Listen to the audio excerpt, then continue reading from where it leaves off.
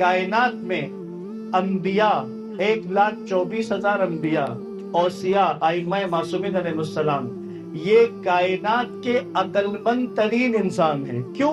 کیونکہ یہ بندگی کی عروج پر ہے۔ جو بندگی کی جتنی اوج پر ہے وہ عقل کی بھی اسی بلندی پر فائز ہے۔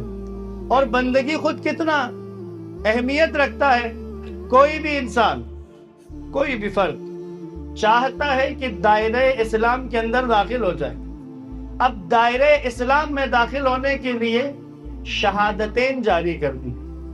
دائرہ اسلام میں داخل ہونے کے لیے شہادت دینی، گواہی دینی، 2 گواہیاں دینی ہیں۔ تمام مکاتب اسلام کے نزدیک اسلام کے لیے بنیادی ترین 2 شہادتیں دے، اسلام ہو گیا۔ اگلے مراحل پہلی شہادت دے دی، اشہد ان لا الہ الا اللہ وحدہ لا شریک لہ، خدا کے ایک ہونے اور وحدہ لا شریک ہونے کی گواہی دے دی۔